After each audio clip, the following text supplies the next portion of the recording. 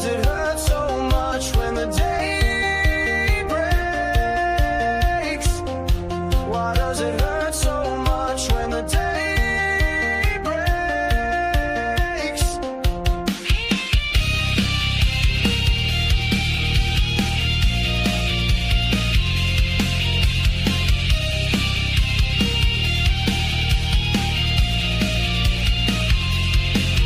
It's the Cornbread Man Morning Show on your radio. It's the Cornbread Man Morning Show. It's the Cornbread Man Morning Show on your radio. It's the Cornbread Man Morning Show.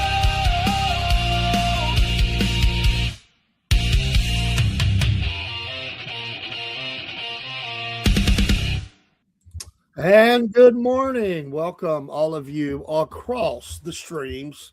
It is the Cornbread Man Morning Show here at the SFP, Southern Fried Patriot Cornbread Nation, as we are broadcasting live from Northwest Georgia in a very cold morning, coldest one we've had this year.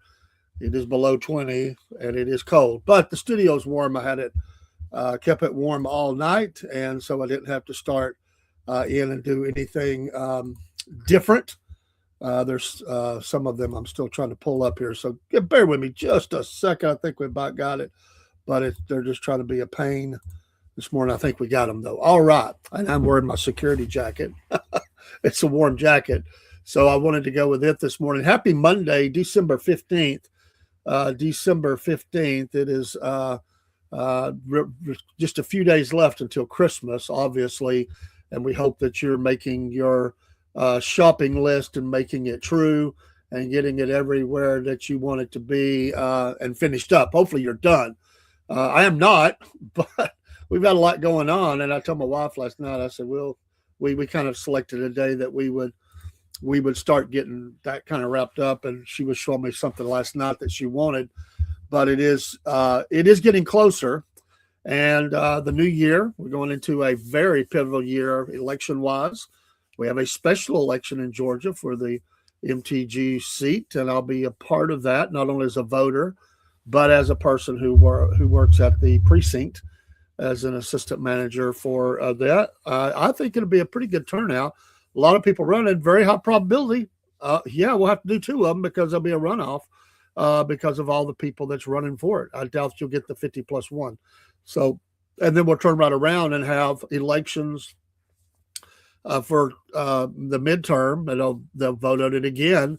And it's going to be a busy election season in our state.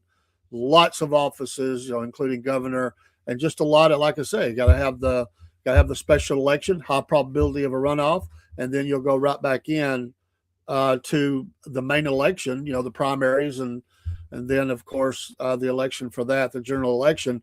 And that's going to be busy. I mean, it's going to be a lot of activity, and your phones are going to blow up. Your email is going to blow up. The ads are going to be everywhere. There's going to be a lot of money spent in Georgia on that. Good morning, Jake. There's things you don't know about me, Jake. There's things you just don't know about me. And Robert Clemente says Trump loves Bubba. Well, maybe I guess he does. I don't know. I don't know. But I do have a new shirt here. I got it in, and we need to do all we can to stop soldier suicides. I had a great weekend. I really did. Now, I didn't broadcast as much. I was busy. We took a little bit. I missed Sunday morning. I wasn't feeling well. And so I hate that. I don't like missing that. But I did get some things in, got some things done. One of the things we did is we went and heard the author, and she's going to be on the program for the Corpsewood Manor murders, and can't wait to have her on. Now, we've got another interview before that. We haven't set the date on this one yet. It'll be probably right after the first of the year, but Miss Amy Petula. And if this is really local to where I live, and if you have not seen that, well, you're welcome, and God bless veterans. And by the way, I wanted to share this. I'll come back to this. But this is an organization that I got with that wants to stop soldier suicide. But here's some here's some amazing stats that I've not seen, and I want to gather some of them here. Since 2022, or excuse me, in 2022, there were 6,407 suicides by veterans. That's an astounding number. 22, if I get my mouth to work, consecutive years with 6,000 plus veteran suicides. 22 years consecutive. 140,000 plus veterans have died by suicide since 2001. And it is the second leading cause of death in veterans under the age of 45. And this is the thing that they sent me, and you can see those numbers. I'm not pulling them out of the air. That's some things that they sent me. So they have this thing that they sent me, and the shirt which is behind me, that was the shirt that they sent me. So it is on Facebook and Instagram is at Stop Soldier Suicide, or you can go to stopsoldiersuicide.org, O-R-G. And so anyway, I always like to help any way I can and to highlight those things. And they have, I was trying to see what this acronym, I guess it's an acronym, stands for, but, or maybe it's just what it's called. Yes, they do need better care, Roberto. They definitely need better care. And I think that, we got to go out and quit doing as much across the world. And listen, we're a world leader. I get that. But we spend way too much money overseas helping people who hate our guts than we do our veterans who are here, who have sacrificed for our nation, and they need to be taken care of. I've always said that from the youngest of age. I have said it is an absolute shame, and it's appalling, the lack of attention that we give to our veterans. And, we got a bunch of sold out politicians on both sides. I listen, I'm conservative, but I will tell you that both sides have their hand in the cookie jar. And you know it, and I know it, in Saudi money and other things around the world. They both have had that grift in their pocket, and they can say what they want. We know the score. We know what's going on. What happened the last time we isolated? Well, again, I understand fighting a fight before it gets to your shores. I'm not talking about if there is a direct threat or something, but we need this. This whole idea of backing one terror group against another terror group and then totally switching around and doing it back the other way. It's money. I mean, it's money. We test out new weapons. Good morning, Logan there. Hello to you. Happy Monday, early Merry Christmas and a Happy New Year. But yeah, there's a lot into that. That's a deep subject, and I do understand it. But yeah, let's pray for our veterans. Absolutely. Well, yeah, December 7th, 1941. Well, there's a lot of people say we brought that on too on purpose. I don't know, but I understand. I get that, and I do. Like I said, if there is a threat that is, if you go back and really look at that, we kind of opened the door to that in a lot of ways. But that's a great topic to get into and a great subject. I had to write a paper one time in college on whether it was appropriate to drop the two bombs on Nagasaki and all that, and it was an interesting paper to write. I really put a lot of time in it, prayer, research. And at the end of the day, basically my answer was to that is I was not the qualified one to answer that. And the reason I said that was I wasn't being wishy-washy about it. I said, I know how I feel about it. But if you're asking me if it's my answer was the veterans who were on the line, the veterans who were going to have to go into Japan, the veterans that knew how mined and bombed and the death toll that they'd already said would happen. I can tell you, and every veteran I ever talked to, and thank you so much, Logan. Thank you so much. Every veteran I ever talked to, and I had some in my church at that time. One of them was a naval veteran, had two ships sunk underneath him. One of those in shark-infested waters. But every veteran I had in my church who was alive at that time and served said they loved the president for doing that it stopped the war, and they came home. So I said, I'm going to go to them. They were there. I was not. I wasn't even alive. And I said, so my thesis on it, my answer is that even though it was a horrible thing, yes, it was necessary to stop overall more death and carnage and everything. So that's where I left it at. And I'm not saying I'm right on that. I'm saying that was my answer. I got an A on the paper, by the way. It was a very, it was an essay. You know, you do a lot of essays in college. And, I struggled with it for a lot of reasons because I'm analytical anyway. I look at things from all different sides. Sometimes people get mad at me for that.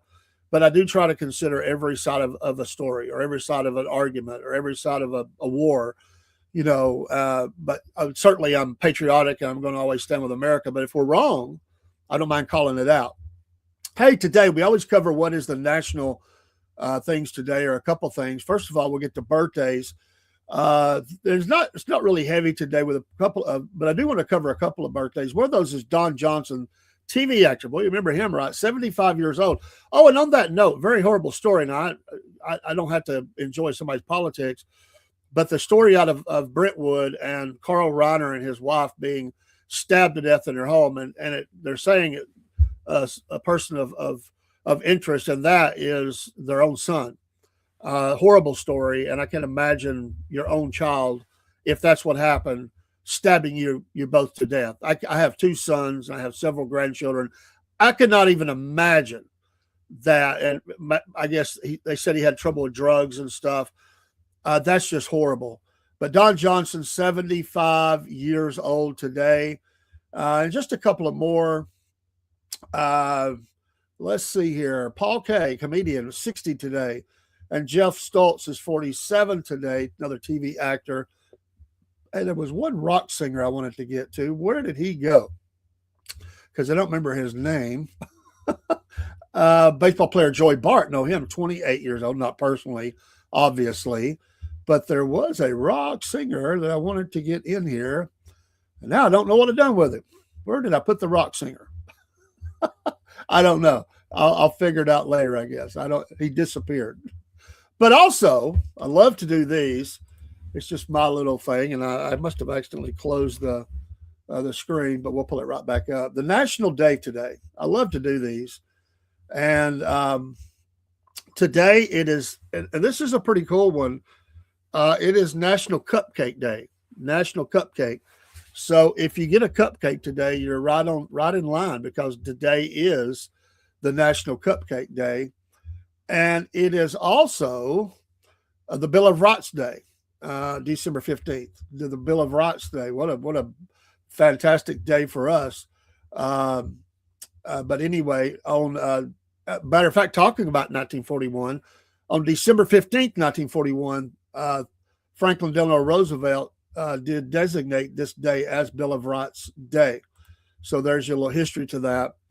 It is also Cat Herders Day. Now, I don't even have a cat, and if I did, I couldn't imagine. But sometimes doing a job is kind of like herding cats, and so you can have that to happen. But herding cats day, that's not a fun job. But really, what it means is if your job would be difficult, it's like herding cats. That's really what it recognizes. And one other one, National Pearl Day. I don't have any pearls. So if you have pearls, it is National Pearls Day. Also on this day, because it is this day in history, that would be the Bill of Rights was signed. Sitting Bull was killed on this day. Eichmann was sentenced, the Nazi, remember him from history. The game Trivial Pursuit was invented this day in 1979. And the Iraqi war ended in 2011. Remember that. Time does fly by, does it not? And we remember all those veterans today. But that's some of the stuff I like covering those. They're kind of cool to cover. So National Cupcake Day. Maybe I'll stop this morning and I'll get cupcakes for my employees and take it into them. That would be a nice thing, maybe. So, but anyway, back to just real quick. Had a great time at the Book and Barrel bookstore, the book signing from Amy Petula. This was a very controversial, a lot of different sides to the story. And I just started reading the book. I just got it Friday night. I've already into the second or third chapter. But Miss Amy's going to be on with us soon. She also does ghost tours in Chattanooga. We'll talk about that as well. On December 22nd, December 22nd, we're going to have Mary Fagan Keene, who is the great niece of little Mary Fagan, another murder that happened turn of the century in Marietta specifically, but you could say Atlanta general area. And we're going to have her on, and she's going to update us on not only the story, which I've studied and read books on, and been to her grave. And we're going to go back to her grave before this interview. That is the plan. Anyway, she's going to give us updates on how they're trying to clear the name of her murderer. And so anyway, there's a lot of, I have her book on the way. But anyway, if you've ever heard that story, she's going to give us updates in the battle that she has ongoing with that. And last night for our racing show, we had we have another dirt track driver who's also a minister of music, and understanding he's kind of a comedian kind of guy. He's an entertainer, but he's going to be that should be on the 29th, Monday the 29th. We're going to have him in studio, or by way, he'll be live anyway. Those are interviews that we have. We have others on the way, but we're excited about those. We're really getting into some of the book. And don't forget Three Ravens Publishing, .com, local book publishers who have been on the program with us several times. And they have a new book release, I think, today, or because I saw early this morning, liked it and shared it. And they do sci-fi, horror, comedy, kind of stuff. But great folks over there at Three Ravens Publishing, and we want to give them a shout out as well. So a lot going on, and we're excited about it. Again, the racing show and sports show this week will be Wednesday evening after late afternoon. We will kick that off about 5:45 or 6. It might be 6. I have an audit to go to down in Calhoun. I may be running a little bit close on time. I'll have everything ready to go. What a crazy weekend in sports. Crazy weekend on this Monday morning. Two very superstars, torn knees, ripped the MCL. Patrick Mahomes of the Kansas City Chiefs, their season was already really over, but his season is over. Ugly injury. And Micah Parsons, who was a Dallas Cowboy who went to the Packers, who was in a dogfight game on Sunday and didn't win, he tore his knee up as well. So, and what about Phillip Rivers coming back? Now, they didn't win. After 4 years after he retired, comes back, played well, threw a touchdown, I think, at least one. They did lose 18-16. What an amazing story he is. And that guy is just uber talented, always has been. But I applaud him for coming back. He's trying to help them as they've had injuries on their team, and this is the time of year that happens. And yes, over the weekend, the Navy did defeat the Army. It was a comeback win. I had picked the Navy in that, and shout out to all of our Army folks as well. But hey, you got to pick a side, and I'm Navy, so definitely was excited about that. And so shout out to the Naval Academy and all those players, and what a fight. But yeah, it was an ugly weekend for injuries. There was a lot of blowouts as well, a lot of blowouts. I was looking to see because I went to bed on the game, and I get. By the way, NFL, you're playing your game on Peacock every once in a while. Not a fan of that. I don't like being made to try to force me into another subscription and stuff. And I got Peacock one time as a bonus to something I bought, and I watched it for a few months. It's a fine channel, but I'm not going to pay for another one. I'm just not going to do that. But anyway, last night on Peacock, NBC, and I didn't, they do this stuff. But anyway, the Vikings did defeat the Dallas Cowboys.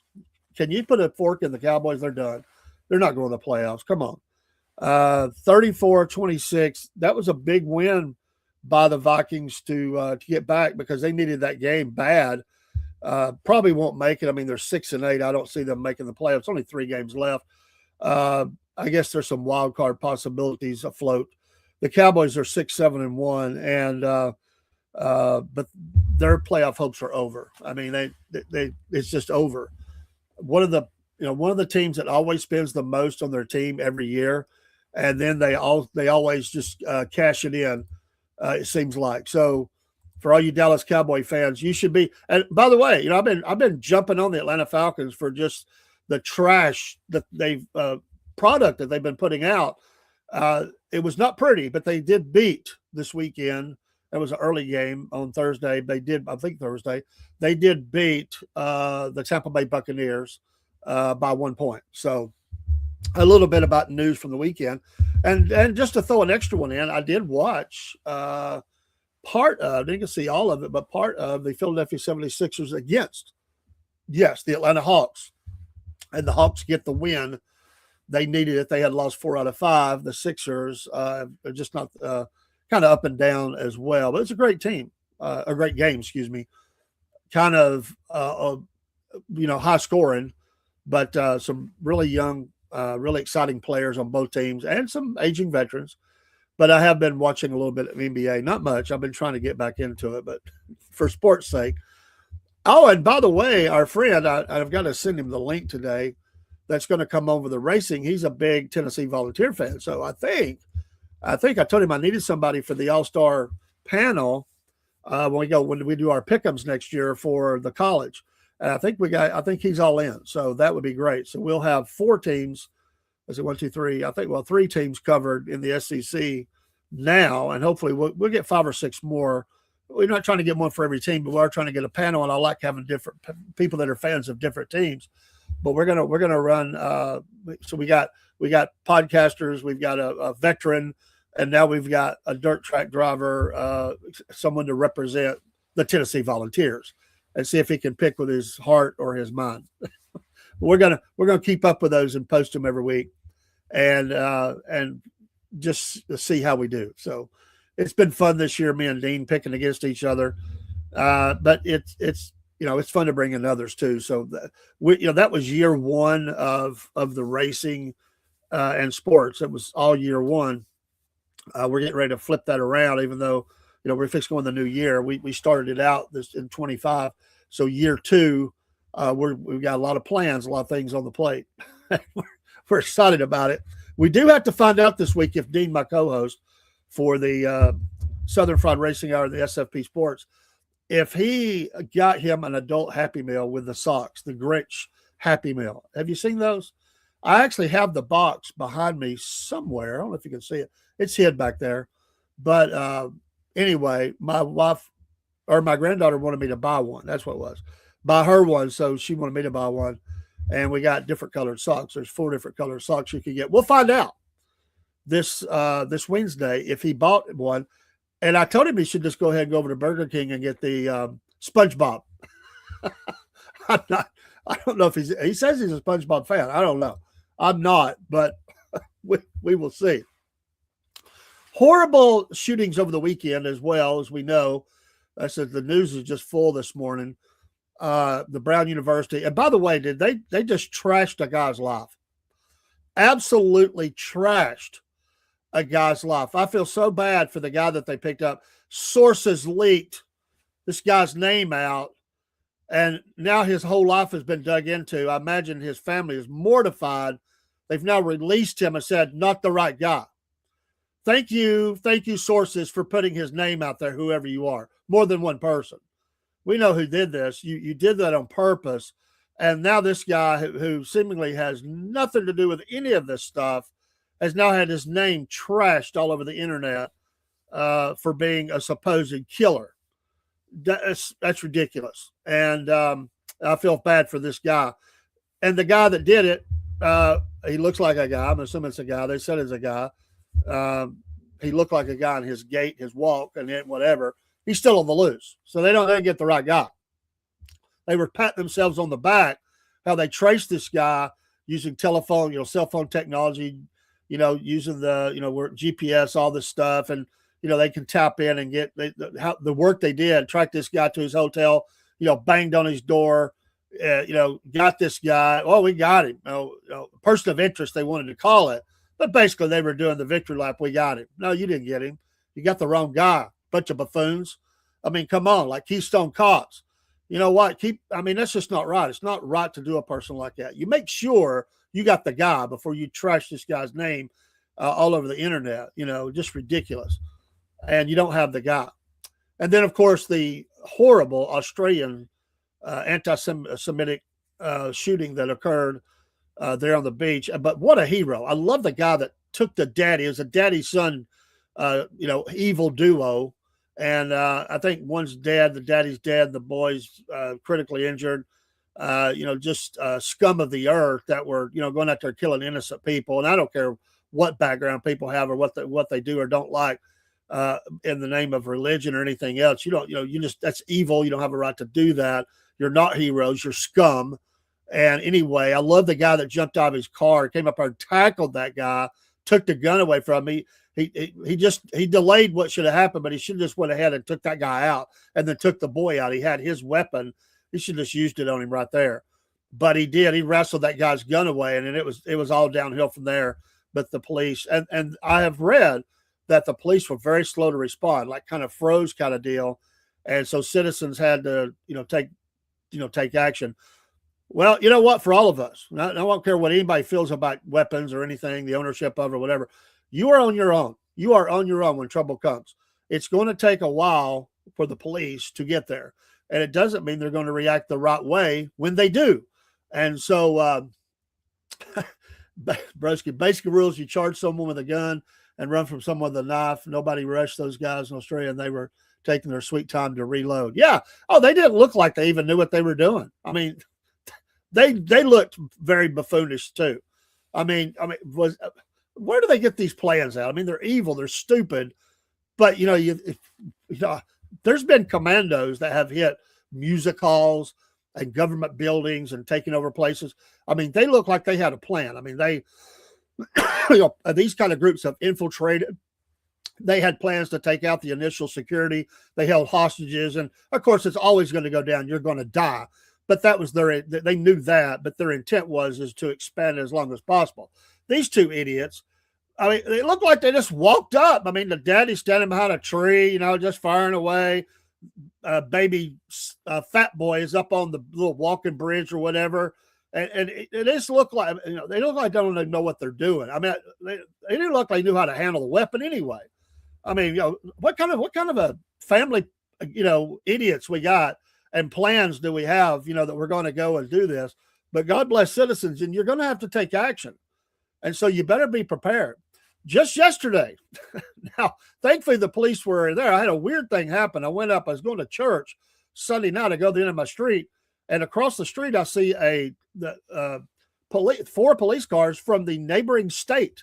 It's a city just across the state line. They're all in the parking lot, lights on, and three of them tear out very quickly. I just must have missed it. Apparently, they they picked up on there was a stolen car. They followed these guys with undercover, and I didn't see the undercover tear out as well. They pulled into the station I use almost every day. I stop there at least get a drink or something, fountain drink, and they tracked them there and went to intercept, and they shot at the police. So this whole thing turned into a very ugly thing. And I can imagine you're pumping gas and here comes the hoods. I think there were four people in the car, and then the police were shot at. They tore out after them. And then when the time I got home from church, they had the whole station shut down, every entrance. There must have been 13 police cars on the parking lot. And they were, because it's a crime scene, they've got to do all the measurements and everything, the bullet casings and all that stuff. It's a miracle nobody got killed. I don't know if they've caught these guys yet. A stolen Mitsubishi is what I read. But that happened just across the highway from my street that I come out of. And many times I go there before church. Sometimes I'll stop in there on my way to church, like I said, just to get something to drink or whatever. But crazy. But these evil people, let's take care of them. But I don't like, who wants crime in their neighborhood? I mean, really. Nobody wants crime there. I was talking to a guy Friday. We had an outing to Topgolf and for our workplace, and he is a Michigan fan. His dad worked for one of the automotive manufacturers up there for 30 years. And he was, or however long, but he left that and he moved his family south. And he said, so at the age of 12, we came south. And I asked him, I said, what brought your dad down here? Was it work? And he said, well, in a way it was work, He said, but really, Dave, the reason he left, he had a job there. He could have retired with a pension and all that stuff. The reason, and God bless him, the reason he left was the crime. And the Detroit crime, he said, even though those years ago was off the scale. And he said, so we came south and he went to work. I forget what he said he went to work at. And he said, it's how I ended up down here. And we just stayed. And he was actually he was a preacher. I don't know if he pastored, if he was evangelist, but he wanted to get his family out of that. And I've talked to another lady who was working at our company. She just recently left the area. Same problems. She said, I will never go back. It's a war zone. Most of my family has moved south, and we don't want to be around that. And this lady actually wanted to fit in so much, she worked to change her voice inflection to sound Southern. Not overboard or anything like that, not like those Hollywood actors who don't know how to talk Southern. But I couldn't detect that Detroit accent. And she said, well, it's intentional. I wanted to fit in. This is my home, and it'll be the home for the rest of my life. And I wanted to fit in. And I applaud her for that. What a blessing that is to do that. But amazing stuff over the weekend. And it's that crazy time of year anyway. I mean, suicides go up, crime goes up, all kinds of stuff as the holidays get ready. It gets colder, darker early, all that crazy stuff.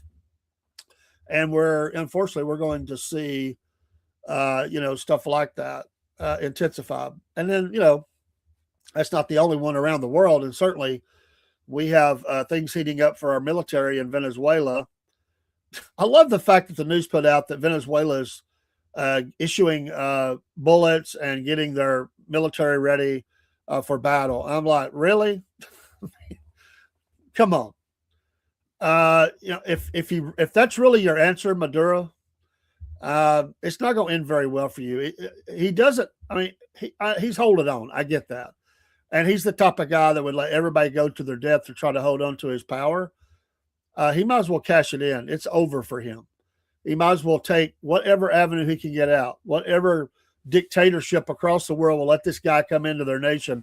He's done. This guy is not. He's done. I think that's pretty evident, and I think that's the messaging is, look, you either leave or you die. And so he's now getting the citizenry ready. I imagine a lot of the citizenry is going to lay down their weapons. They're going to say, first of all, how are you going to fight what you can't see? We don't need to be on the ground.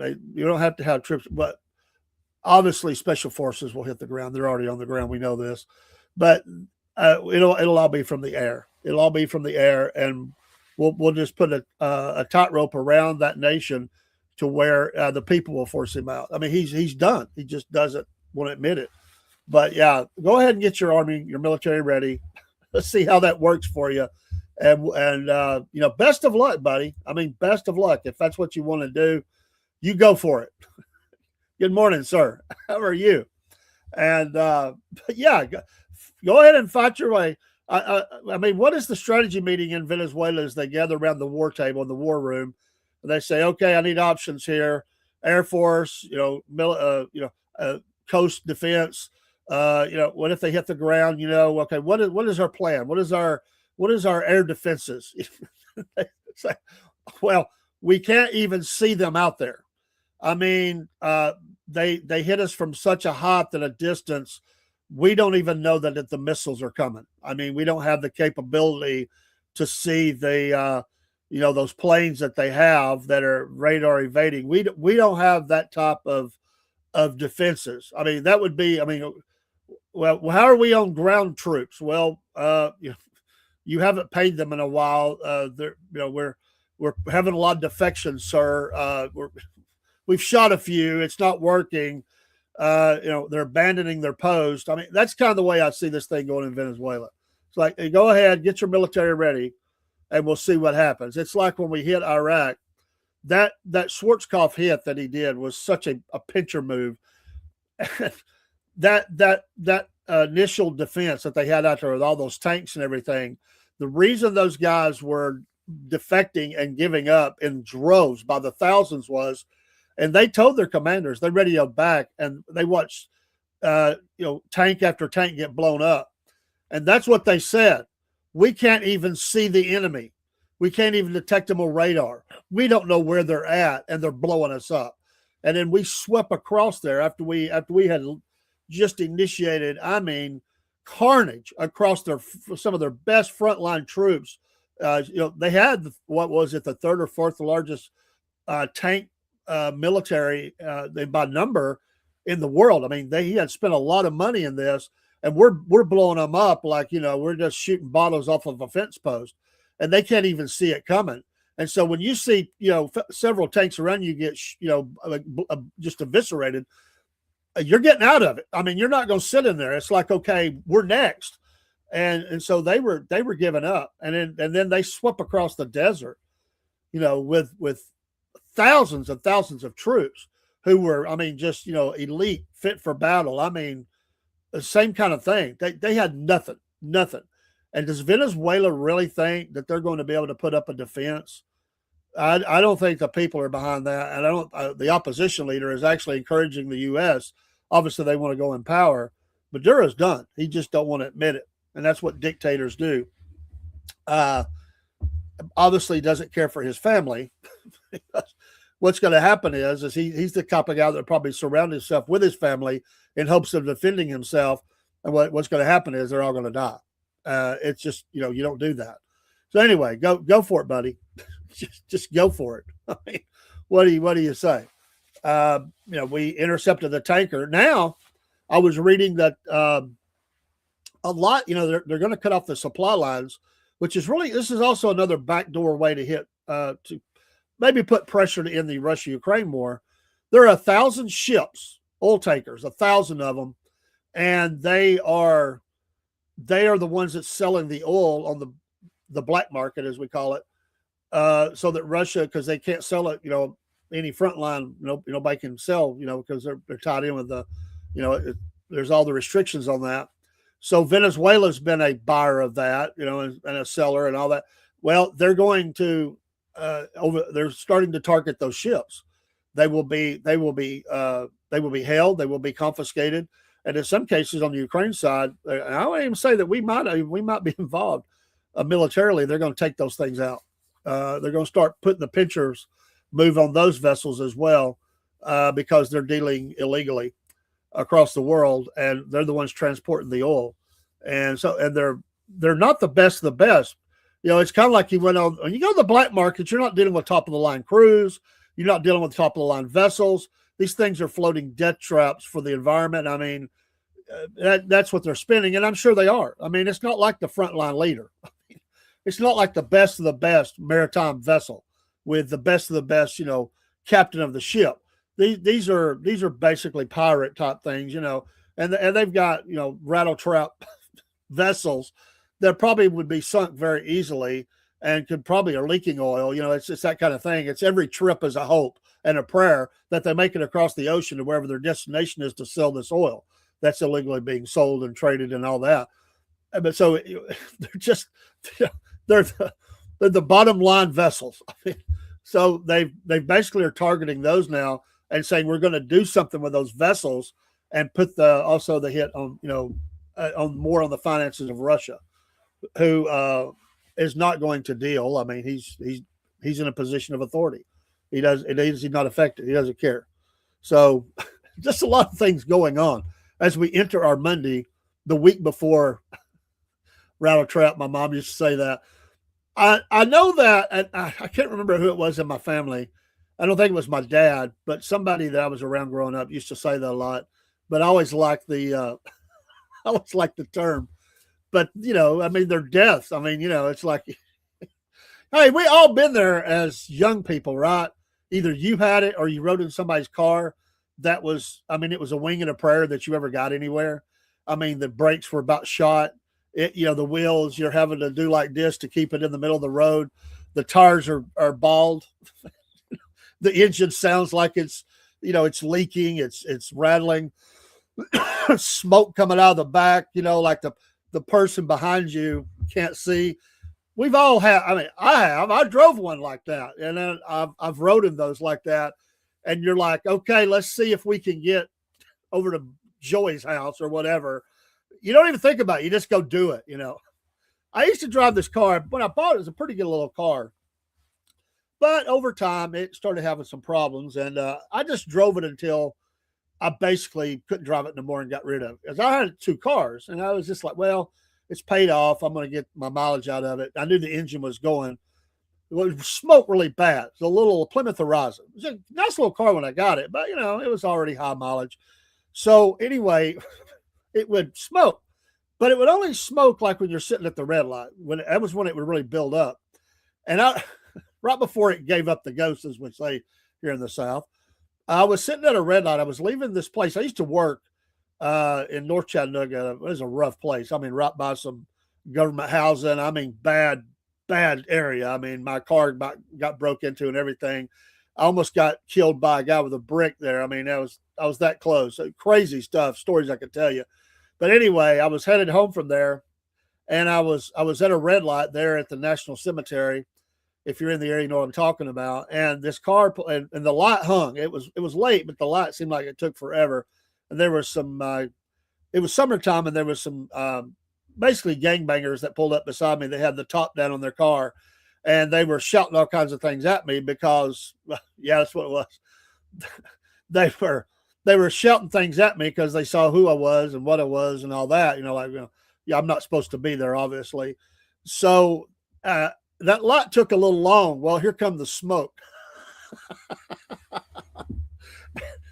And they started hollering at me because of the smoke off my car. And it was because they got the top down. So they're just covered up by the smoke. And about that time, the light turned green. And so I floored it when I did. That whole intersection, let's just say nobody could drive off for a few seconds till the smoke cleared. I would have got a ticket for sure if the police had been there. But I want to tell you, I gave them a mouthful. I'm not saying it's right. I'm just saying that's what was. And did I goose it a little harder? You better believe I did, because I knew what was going on, and I knew what I was doing, and so I gave them a little bit of what for. That's right. That's right, sir.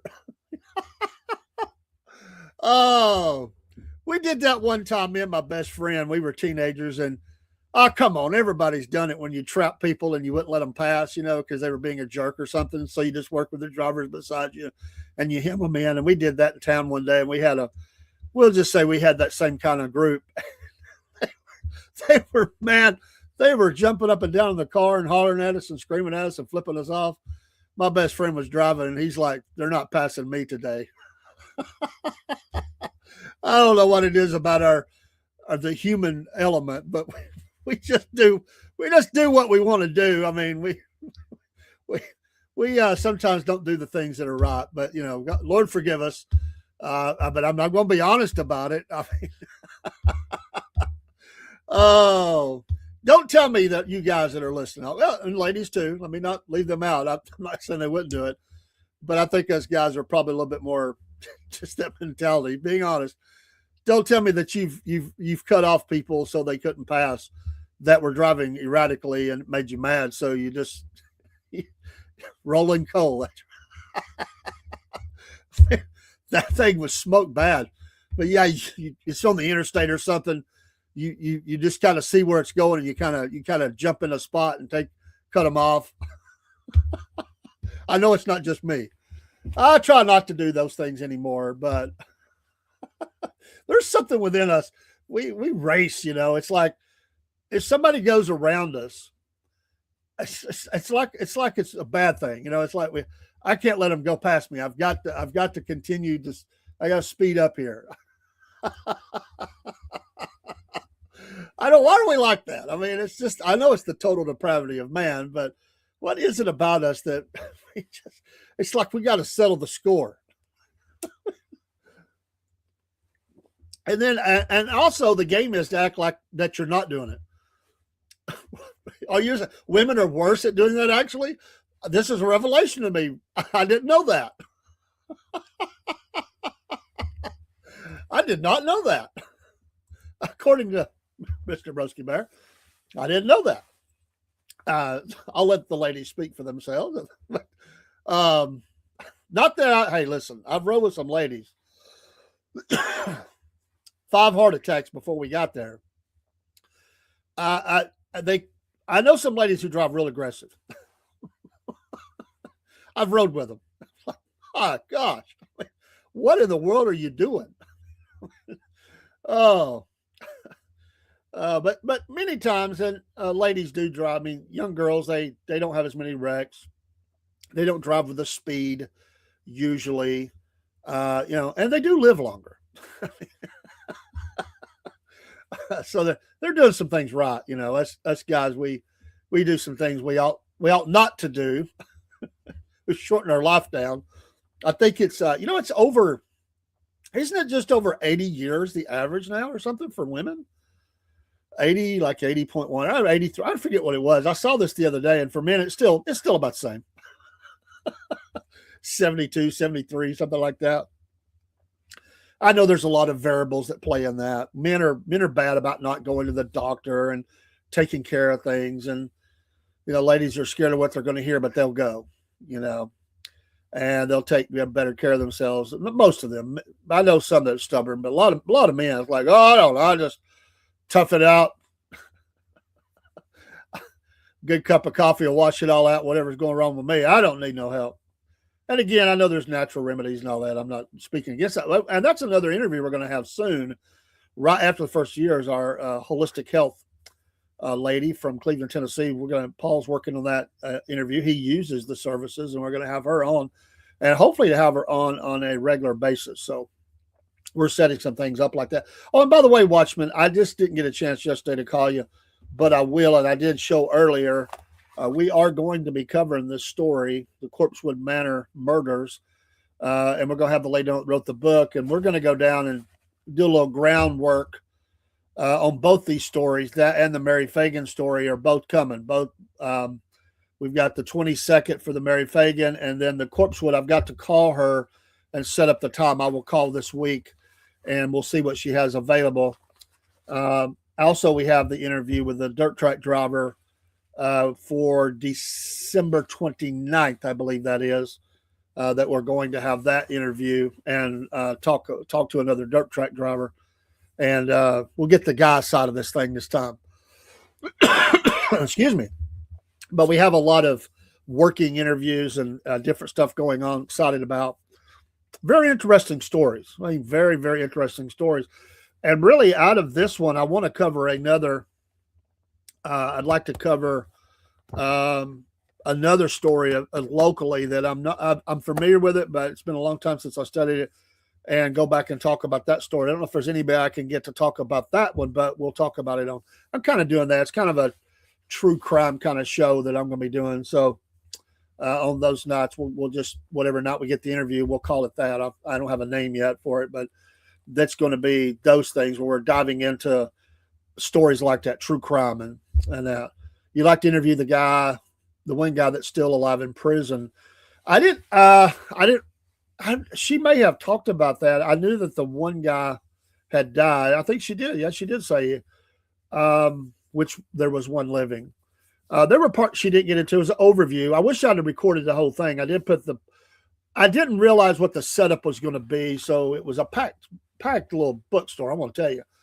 And next time I'll know how they kind of do it there. And we're going to be going live from there within the next 2 weeks. We're going to do a live show from the bookstore. It's a great place to get a cup of coffee and sit and talk books. We're hoping to interview people as they come in, excuse me, who are willing to go on the air. That's the part that's hard because people are so scared to get on camera. But we're hoping to interview people about their books they like and kind of go talk about that. He's in South Georgia, about 4 hours from you. Okay, yeah, there's several prisons down there. That was quite a few years ago.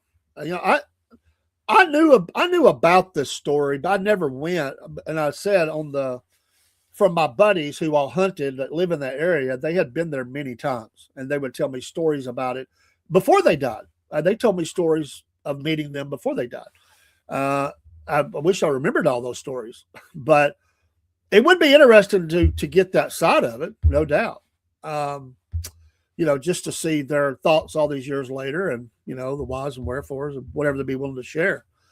but it's I mean it has a lot of ugly parts to it. I mean, the whole thing is just ugly. The whole thing is not good. I mean, I get it. You have a right to live the way you want to live. And I get that, but it's a ugly little story. And I can tell you how people took it around here, how they spun it. Know how the guy in prison found the manor. He was hunting as a kid. Okay, how the guy. Okay, yeah. And for those that don't know, you can look this up, by the way. But it was called that. My understanding, because by them of all the dead trees or something when they got there, it's surrounded by a national forest, but they did that on purpose so that nobody could build around them. And but a spooky thing. And then there's the gargoyle you can see they had on the front of it. I'll show you a picture real quick. I think let's see here if I can get one that'll show up pretty good. And this is one of the guys. This is one of the guys that was killed right there. That's Charles, who was the Scudder, who was the from Loyola. I would say that. And there's a many years later that was part of the structure of the castle, as they call it. So, and you can see some other parts of it here. Ladders or stacks and stuff they had. It was basically a section of 4, and then they have the chicken house pink room. She talked about that in her talk. And there's just a bunch of stuff. This book is loaded with information, and I look forward to kind of diving into it. I was going to see if I could get real quick. Here is this. Is this the guy that's still living, Watchman? This is Avery. Is that the guy that is still the one living? I don't remember which one died in prison. Or is it Tony West?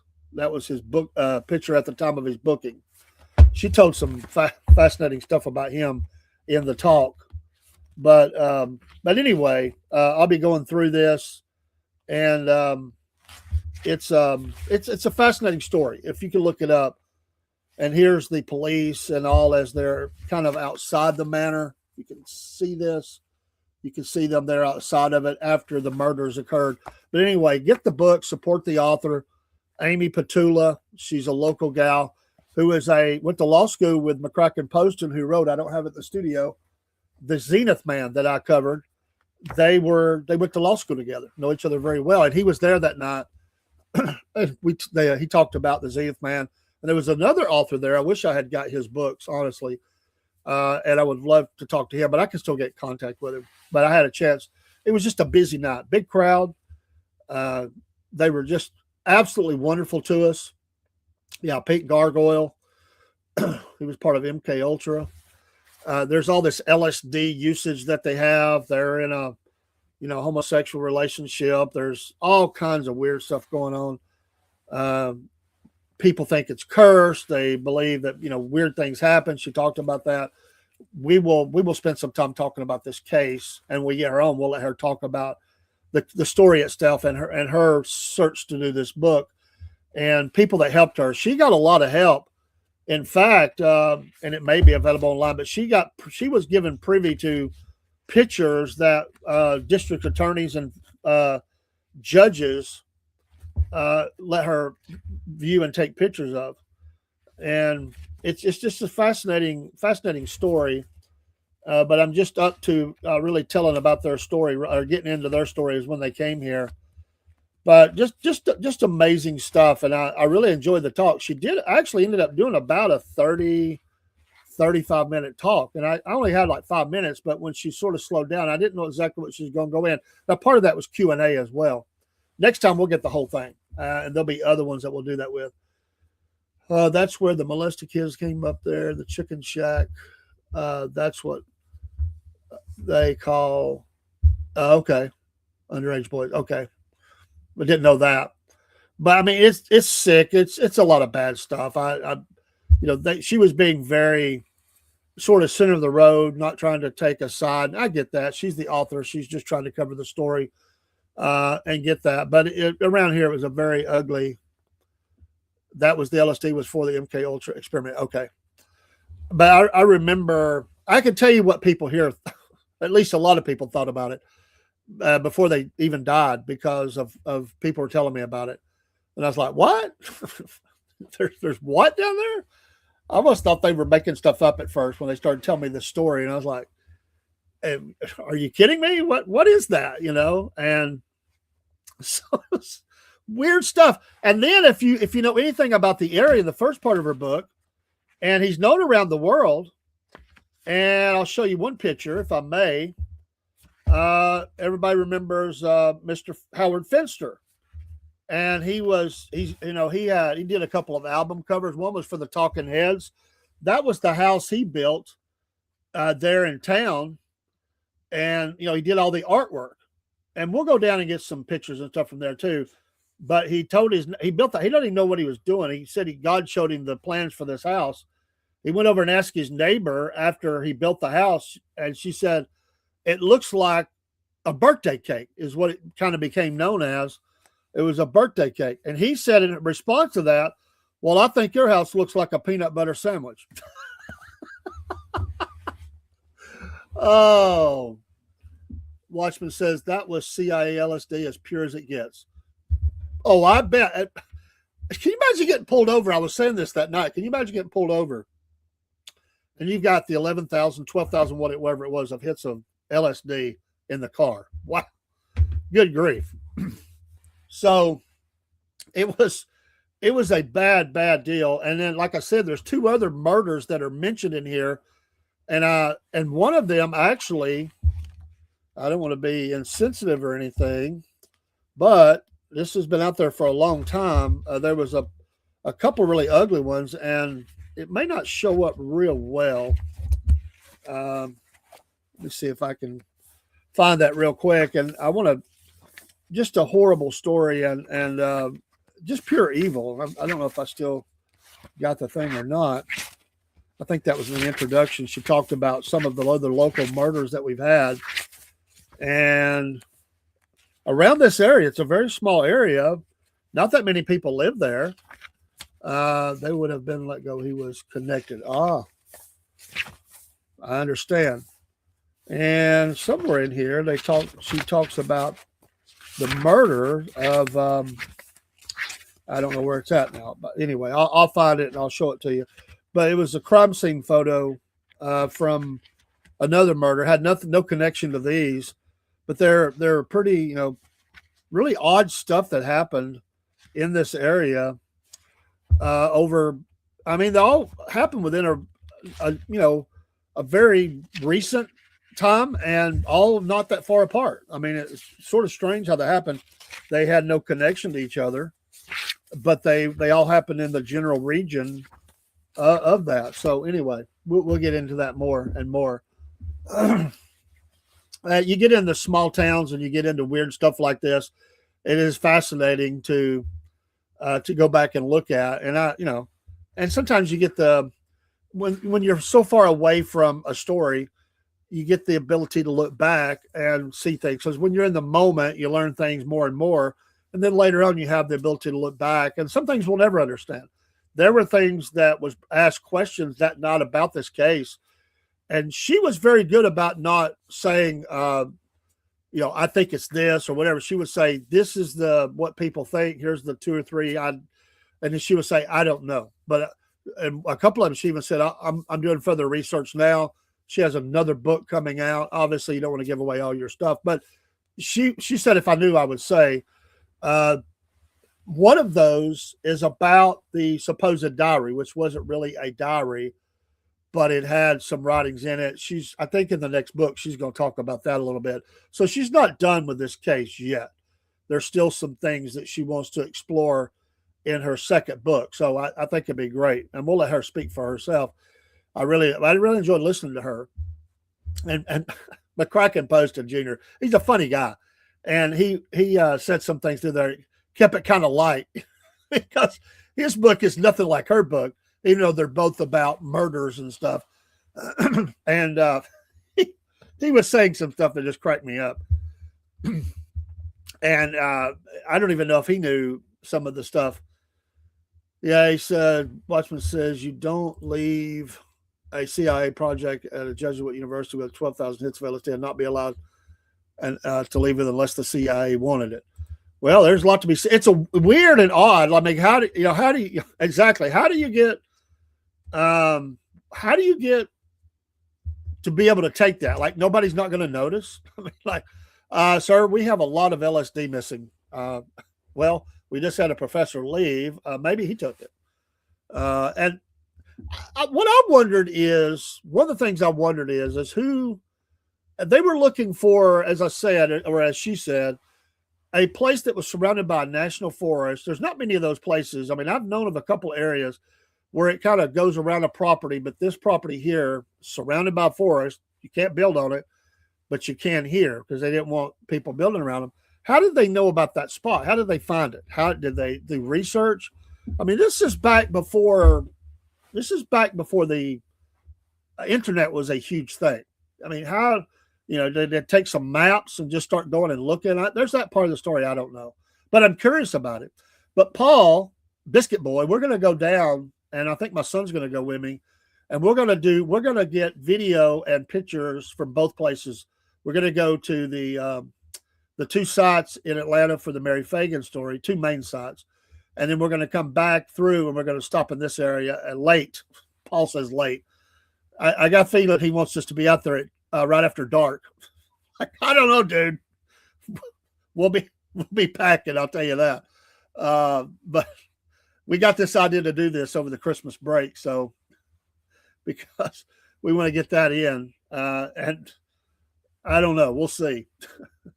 That's crazy, but look for that maybe to happen soon. So we're hoping to go down before we interview, so we'll have to do that quick on the one anyway, and on the other one. But I do love this type of genre, this type of true crime, real events that happen. I can get into some fiction and stuff, but I'm really into more biographies, history.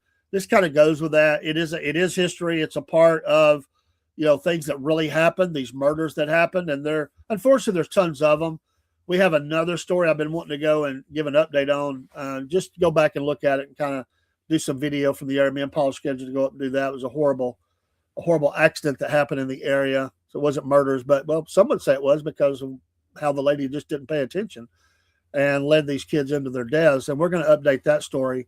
And it's all part of our kind of really a documentary type part of the podcast, stuff that I've really been wanting to get involved with more and more.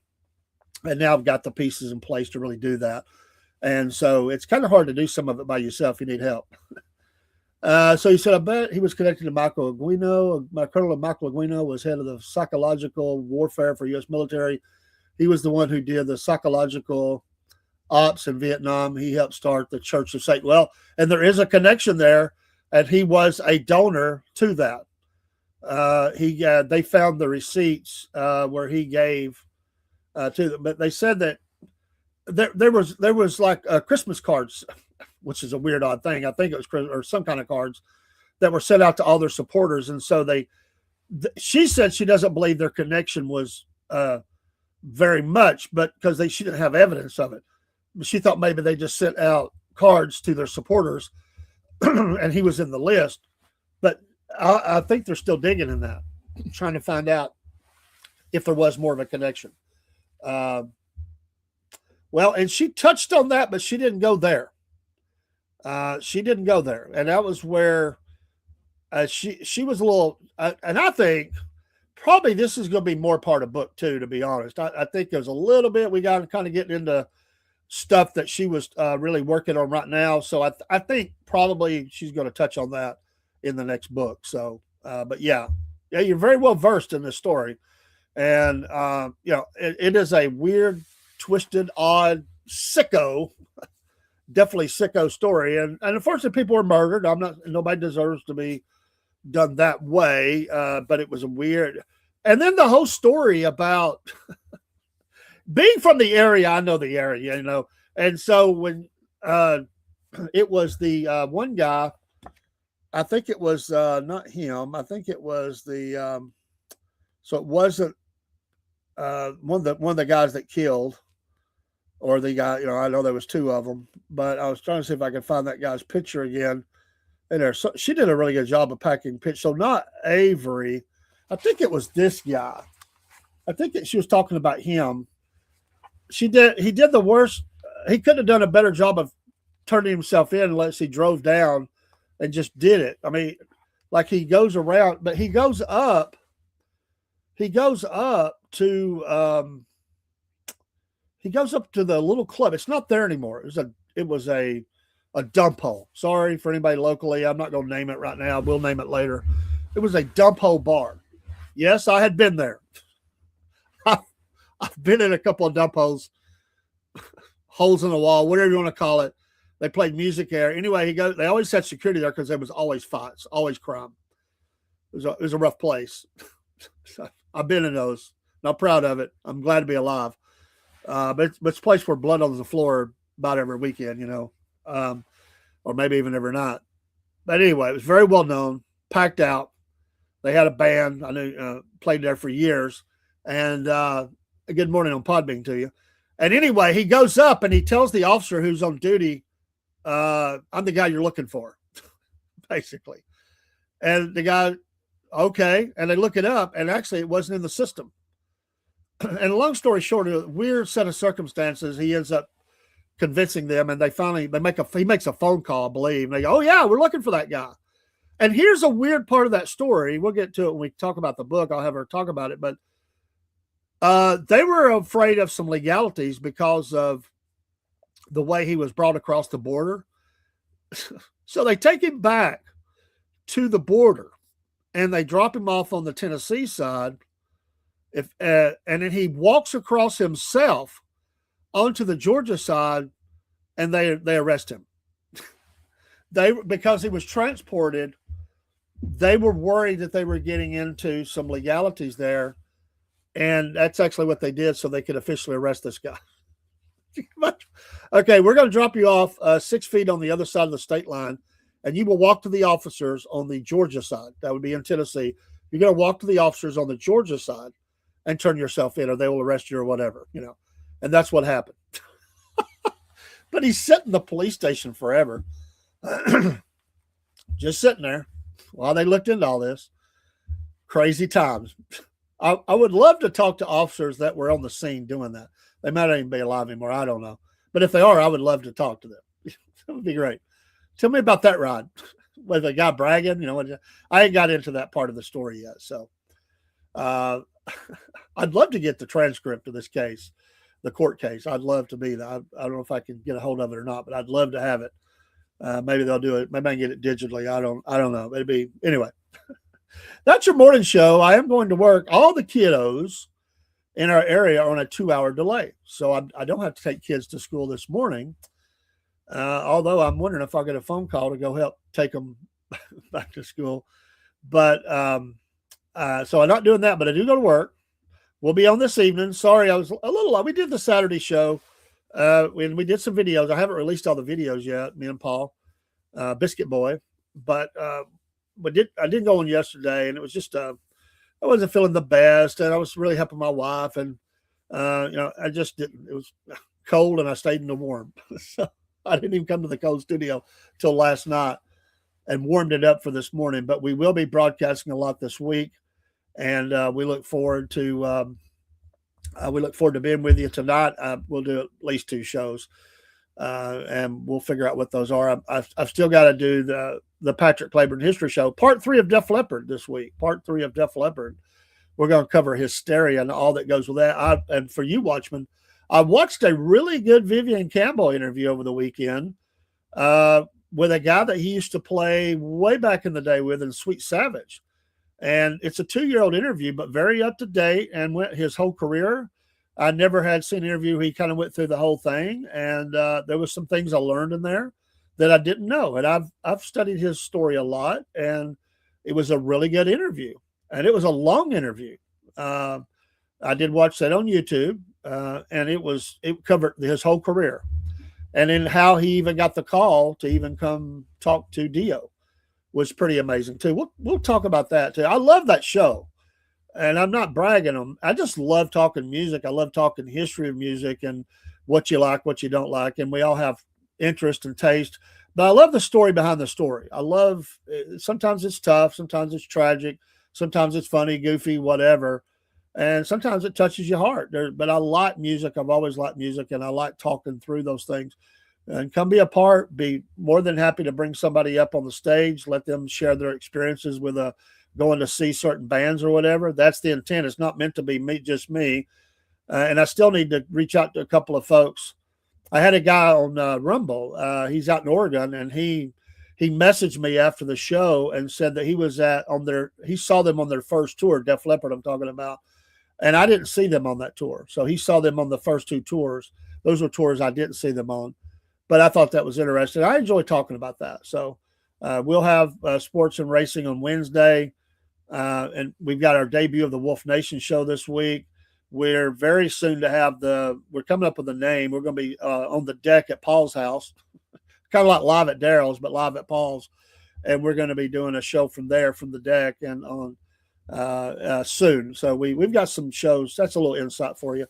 It'll be fun. We'll have guests coming in, and even during the cold, we got heat out there. We're ready to go. It's on a ridge, a beautiful area, and I'll be crossing the state line for that. I go into the great state of Tennessee for that one. He lives a few miles away from me. Have a great day. Stay warm if you can. Be careful out there if you're shopping. And we'll see you this afternoon or evening. And pray for those that are really struggling. Brother Jerry is at home now, we've been friends for several years, and he's been in and out of Emory Hospital. He messaged me on Sunday. He's at home, and I'm happy for him. I'm glad he's at home. But there's a lot of people that are struggling. And again, going back to I'll slide out of the way, the shirt that was sent me. Yes, let's continue to keep the focus on veteran suicides. And again, these were astounding numbers that they sent me. I'll share those again. Since 2022, in 2022, 6,407 veteran suicides. Think about that in 1 year. 22 consecutive years, 6,000 plus veteran suicides. 140,000 plus veterans have died by suicide since 2001. And this is the second leading cause of death for veterans under the age of 45. And I appreciate the place that sent me that with a shirt. And we'll give them a shout out. And maybe we can get somebody on from the organization. We'll work on that. But it's called Roger. You see that at the top, Roger. And we'll see if we can get them on. They're a wellness service, and they're there to get help and all that. They're available 24/7 at 844-556-2093, or you can go to stopsoldiersuicide.org/get help. And anything we can do to highlight that, I'm all in. God bless America. God bless you. No matter where you're coming from today, if you're outside the country, God bless you today. And if you don't know Christ as your Lord and Savior, reach out today. It's just a prayer away. This world is heating up, boy. That we're in the Sunday night. A fellow preacher in the church, he's been doing Sunday night preaching. I do Sunday morning. We flip it around too. We do both. But he's doing an end time events preaching right now, and we were in the judgments last night. We finished the first set of judgments, and we're going in the trumpet judgments. But wow, sealed judgments and all, and the carnage and death that's coming. I'm glad to be a Christian. I'll just say that every day. I'm thankful, and so every day is a gift, and I'm glad to be alive today. And I love all of you, and pray for me. I'll pray for you if you have a special prayer request.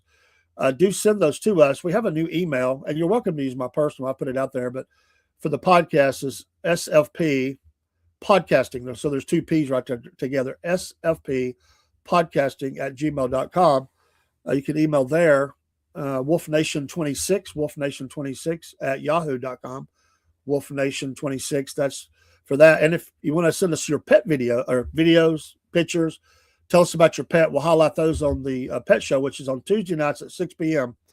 Eastern Standard Time. That will come to Southern Claws Paws, all one word, at gmail.com. So we have some different emails for different things going on here at the broadcast, the podcast. So SFP, Southern Fried Patriot, Cornbread Nation, Wolf Nation.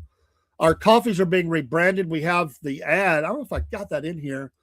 I've got to redo it on the site. We're working with them and our also our folks that take care of our website for us. We've got some new things we're putting up, and we'll get that. So I don't think I have that in there, but I'll get it added in tonight. So I think we were switching some stuff over the other day, and it kind of I updated some stuff, and then I lost everything, and they gave me everything back. If that makes sense. It's like, oh man, I got to rebuild this. But I was at the StreamYard I'm talking about. But anyway, I'm getting out of here. Got to go brave the cold, and we'll go with some music. For those of you in Rumble, you may see, we'll probably raid somebody this morning. We're doing that now as creators. You don't have to. You can opt out if you want to. I try to go to somebody that's on. Usually Kim's Coffee Talk. If she's up, I try to go there and support her. And but we'll see you next time. God bless. This is a Cornbread Man. We'll see you on the flip side, as they say.